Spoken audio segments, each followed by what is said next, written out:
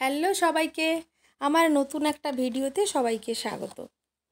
তো প্রথমেই বলে রাখি, যারা এই গরমে খুব কম তেলে এবং হালকা টকটক জাতীয় খাবার খেতে ভালোবাসেন, এটি সম্পূর্ণ তাদের জন্যে। তো এটি বানাতে খুব বেশি উপকরণ লাগে না, একটু সর্ষে লাগে।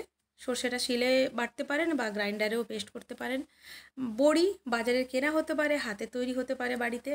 এই রকম ঢ্যাঁড়স আর আম, কয়েকটা, বেশি ঢ্যাঁড়স লাগে না।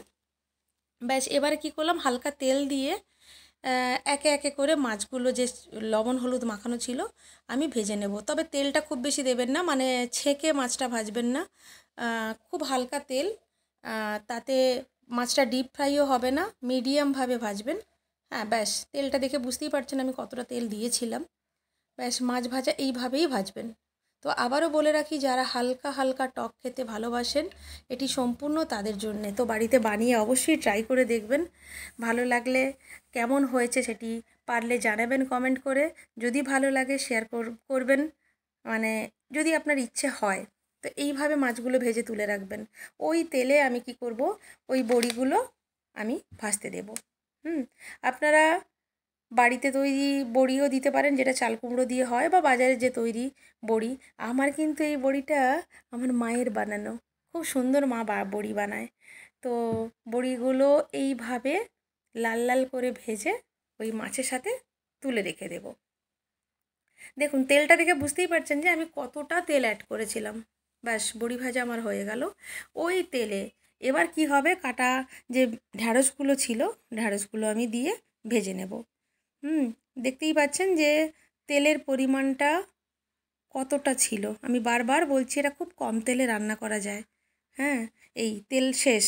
এরপর আমি একটু জাস্ট তেল অ্যাড করব, একটু, 5 ফোড়নটা ফোটার মতো। ব্যাস, 5 ফোড়নটা দিয়ে একটু 5 ফোড়নটা ভাজা ভাজা হয়ে গেলে তাতে কেটে রাখা যে আমগুলো ছিল, আমগুলো দিয়ে এপাশ ওপাশ, বেশি না, জাস্ট এপাশ ওপাশ উল্টে আমার যে সর্ষে পেস্ট করা ছিল সেটাকে আমি কি করব, ভালো করে গুলিয়ে ওটাকে আপনি ছেঁকে দিতে পারেন, বা একটু বসে গেলে তলানিটা বসে যাবে, ওপরের মানে পাতলা জলটা আপনি দেবেন। এরপর প্রয়োজন মতো লবণ আর একটু হলুদ দিয়ে আপনি ফোটাতে দেবেন। ঠিক আছে, এবার ফুটতে থাকবে। এই ফোটার সাথে সাথে এটা আরেকটা উপকরণ লাগে, যেটা আমি পরে অ্যাড করেছিলাম, চিড়ে রাখা কাঁচা লঙ্কা। হ্যাঁ, কাঁচা লঙ্কাটাও আপনি প্রয়োজন মতো দেবেন, ঝাল অনুসারে দেবেন, যে যেমন পছন্দ করেন। আমি এখানে 4টে কাঁচা লঙ্কা অ্যাড করেছিলাম। এরপর যেই ফোটা শুরু হবে, সমস্ত যে ভেজে রাখা আইটেমগুলো ছিল, জিনিসগুলো ছিল, এগুলো আমি অ্যাড করে দিলাম। ব্যাস, এরপর তো ফুটতে থাকবে। এবার একটা কথা বলে রাখি, এর সাথে আপনি একটু চিনি অ্যাড করতে পারেন। যারা একটু মিষ্টি মিষ্টি খেতে পছন্দ করেন, ওটা কিন্তু সম্পূর্ণ অপশনাল, আপনি চাইলে দিতে পারেন, না চাইলে না দিতে পারেন। আমি কিন্তু এখানে অ্যাড করিনি। ব্যাস, এটাই ছিল আমার ফাইনাল লুক। প্রয়োজন মতো আপনি টেস্ট করে নেবেন লবণটা। ব্যাস, হয়ে গেল আমার মাছের টক। খুব কম তেলে একটা সুন্দর সুস্বাদু খাবার।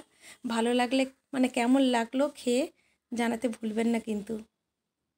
রাধে রাধে।